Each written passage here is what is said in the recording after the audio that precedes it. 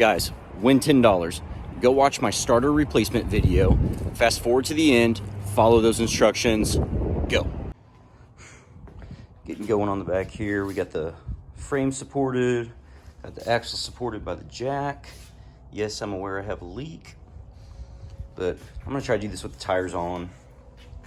I'm gonna start by cutting these U-bolts. The nuts that are on there are not coming off. I did a cheater bar, everything.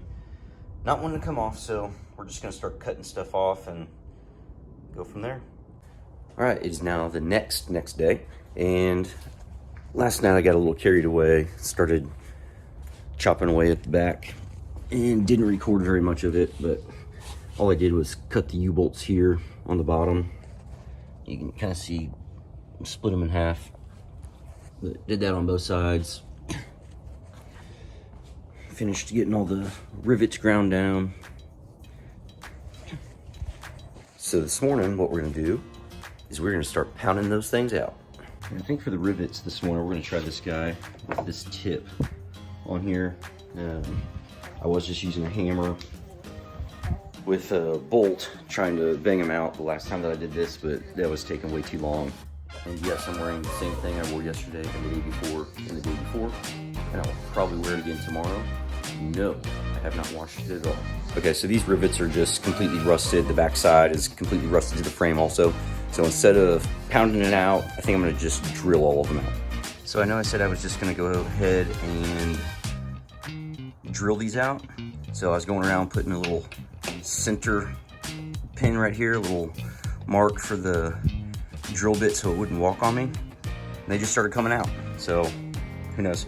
I might do a combination of using this guy and drilling out.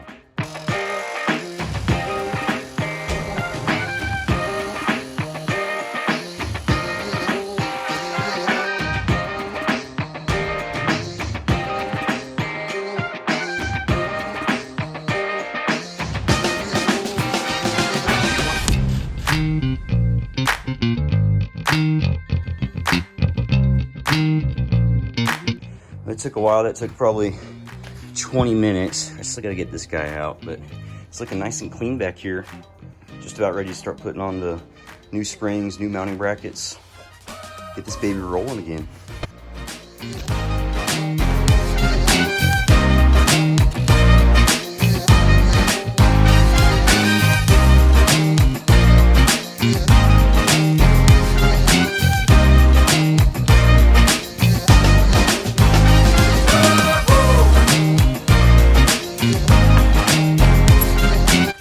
Other than having some brake lines and the drive shaft connected, the rear axle, you can see I can move the thing back and forth now. It's pretty much detached from the frame, and we are ready to start mounting up some new brackets. The Sky Manufacturing kit, this is your rear bracket. It's gonna go right there.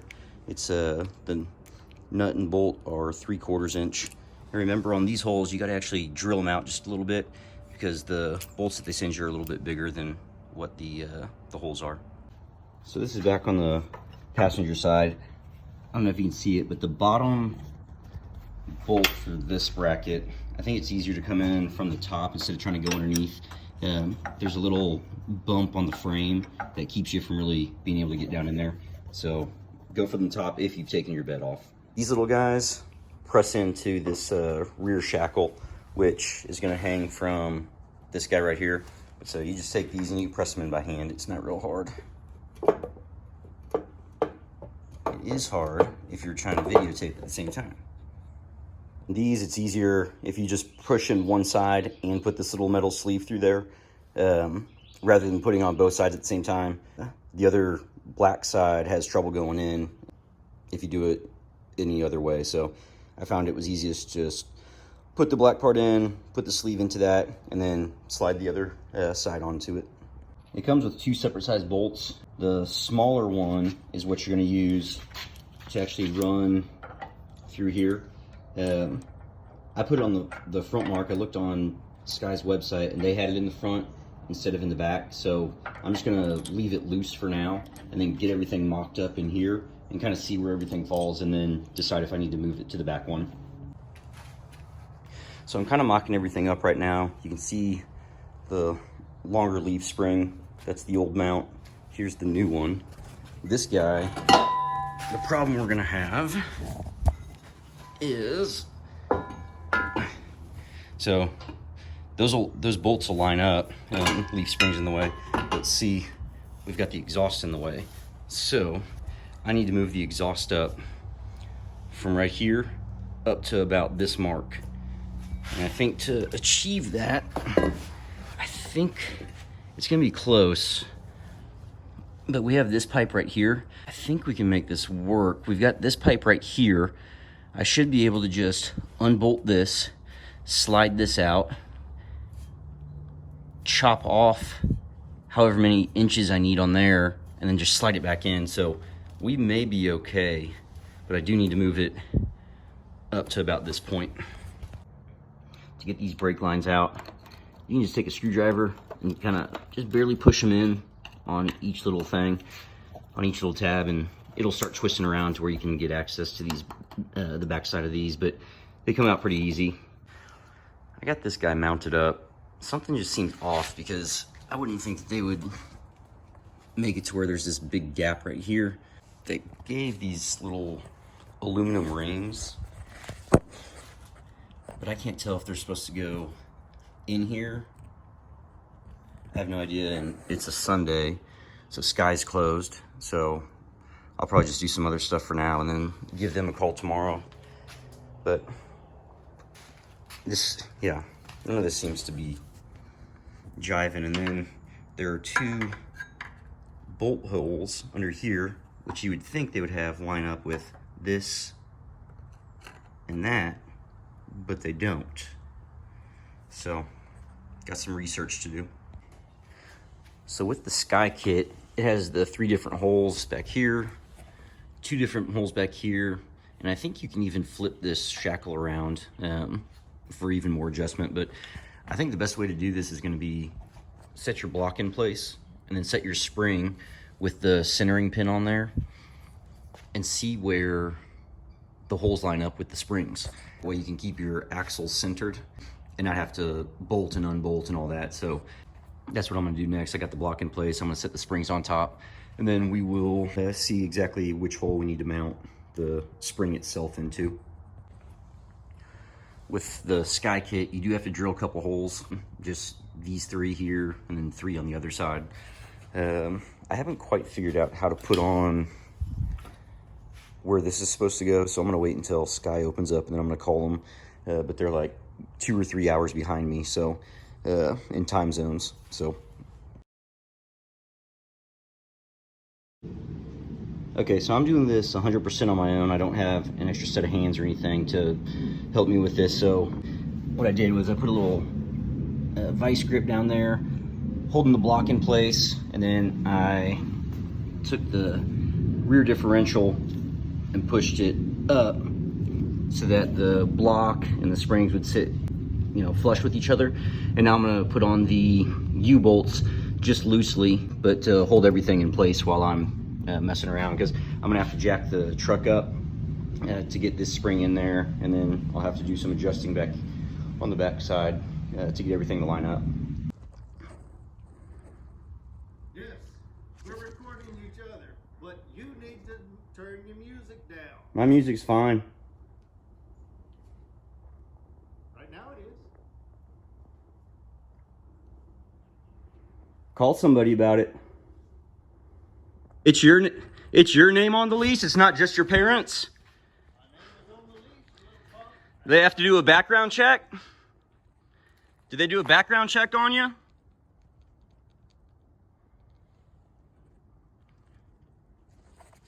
Or no?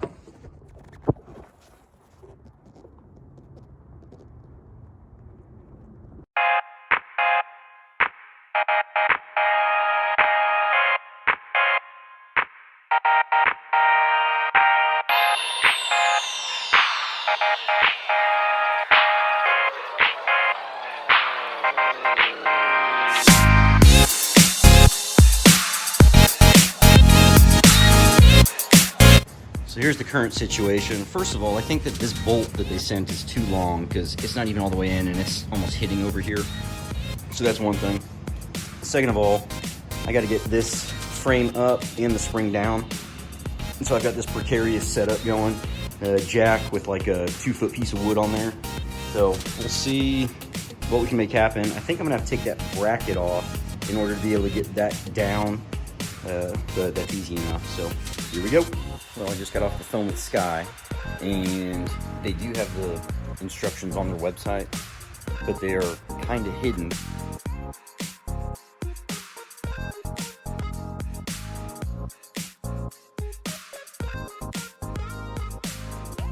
Anyway, so I've got the instructions now. I had some stuff in backwards, but with the instructions, it should be a lot easier now. I think what I need to do is take off the rear tires. It even says it in the instructions, but one issue I was having was being able to jack up the truck enough to be able to get the frame up and get the spring underneath it. So I'm gonna take off the rear tires, and this should be a little bit easier. My tools, or at least my jack, should be tall enough now to be able to do what I need once I get the tires taken off. I've got it kind of bolted up, just everything's real loose, but this bolt back here is way too long. And so I talked to Eric at Sky, and he said to unbolt all of this, leave the bracket, but unbolt this, unbolt that, and then drop it all down, feed the bolt through first from that direction, and then it doesn't matter how far out it sticks on this side, because this bolt is honestly probably an inch and a half too long for what this is, because the bolt sticks out and it actually hits on these other bolts and on the frame.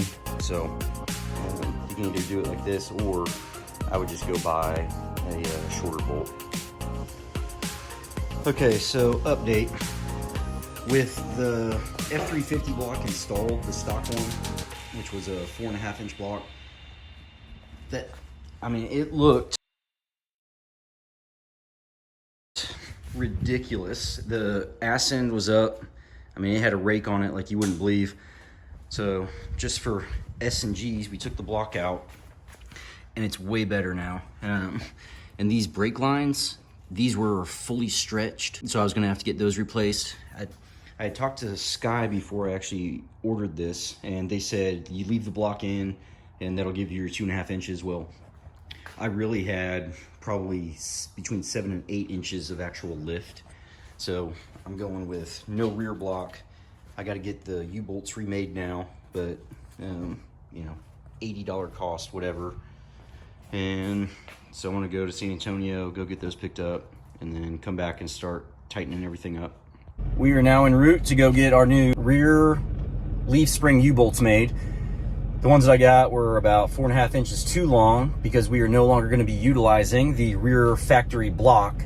I'm not sure why they say that the 2.5-inch rear 08 to 16 leaf spring upgrade, I'm not sure why they say that you keep your block, because the brake lines on the back are not nearly long enough to be able to support that, and they don't give any sort of option to buy new extended brake lines or anything like that with the 2.5-inch kit. So I think there's some figuring out to do there. But so for myself, I did the 4.5-inch front RSK from PMF, and that got me about 4.25-inch lift. If you're going to use the Sky rear kit, you can get the 2.5-inch kit, but don't use the rear block, because it's going to make it way too high. I mean, I told you already, but it sat like this. We got our new U-bolts installed. We got shocks installed. What else? We got this stuff tightened up. Still got to drill a hole here underneath the frame and put that little aluminum donut spacer in there. And we're just about ready to finish this thing up.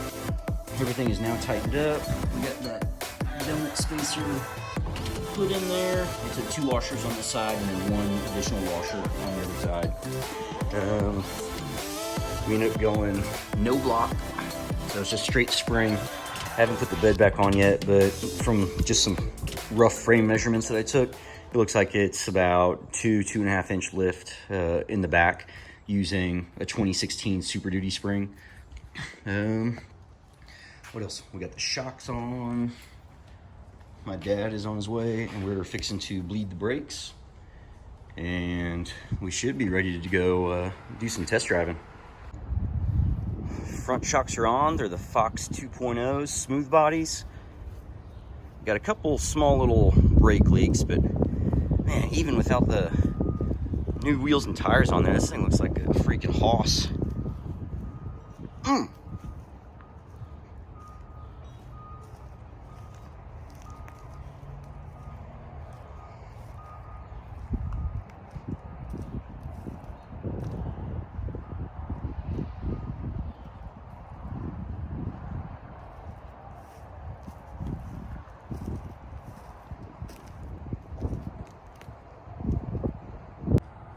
I don't know if y'all are ready for this. This has been a long time in the making. Are you ready? Oh, baby.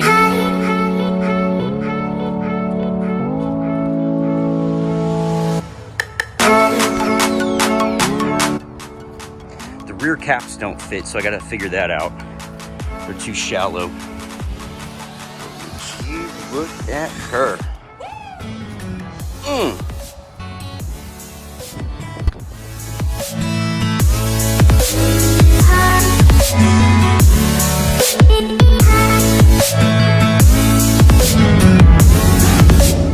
Good Lord. 4.5 inch RSK from PMF up front, Fox smooth bodies.